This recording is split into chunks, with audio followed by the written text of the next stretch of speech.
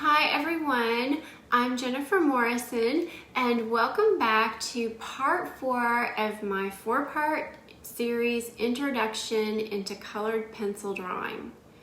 In the first 3 videos, I showed you some of the supplies and techniques that I like to use in my drawings, and then I showed you from start to finish how I drew this beautiful dahlia.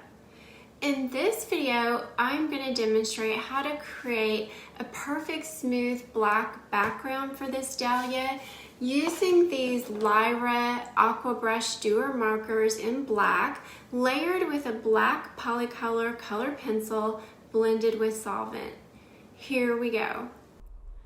The only supplies you will need to get a smooth, solid colored pencil background are a marker or two, a pencil or two, some paint thinner, and a firm, soft paintbrush. Here I'm using the 𝗪𝗂 Aqua Brush Duo in black, a 𝗪𝗂 Rembrandt Polycolor pencil in black, a Dahlia paint thinner, and a No. 2 Princeton Polytip bristle paintbrush. Keep in mind that while I am doing this background in black, you could make this any solid color using this same process. I started out by outlining the entire flower using the pointed end of the marker. This helps me get right up to the edge of the flower without smudging into it.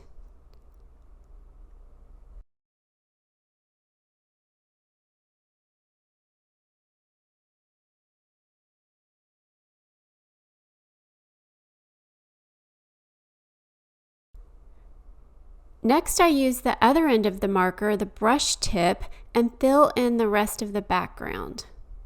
You certainly can create a solid black background with pencils alone, but adding a layer of marker before the colored pencil really speeds up the process. It just fills in all of the white of the paper, making it a lot faster and easier to add the colored pencil on top. I was able to cover the entire background with a single marker, but I would recommend having a backup or two. It is definitely frustrating to be halfway through a background and have your marker run out, and I speak from experience. So I came prepared with 4 markers and 2 black pencils.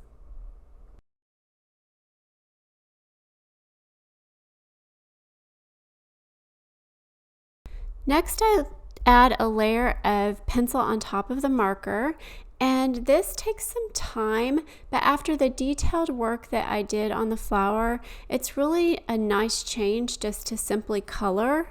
I don't find it boring at all, just really relaxing.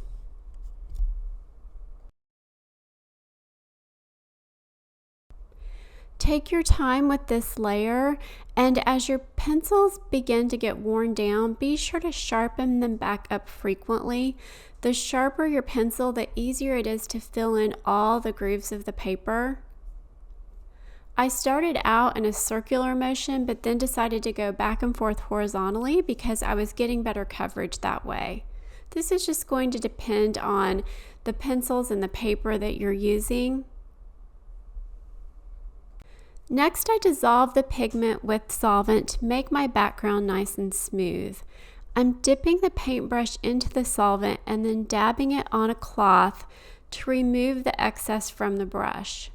You want your brush to be damp or nearly dry for this process. If you have too much solvent on the brush, you will remove pigment from the drawing, creating light spots. I am dabbing the brush onto the paper at first, and then as my brush becomes more and more dry, I can use big, soft, circular movements to smooth out the pigment.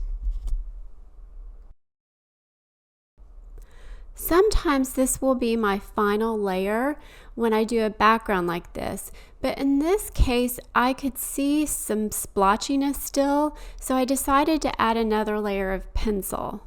And by this time I'm pressing pretty hard and the pencil's almost gliding across the paper. You can repeat this process, adding more solvent and more pencil as often as you need to until you have a smooth background.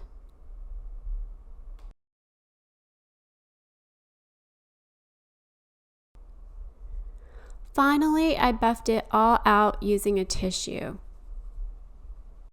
And that is all there is to it.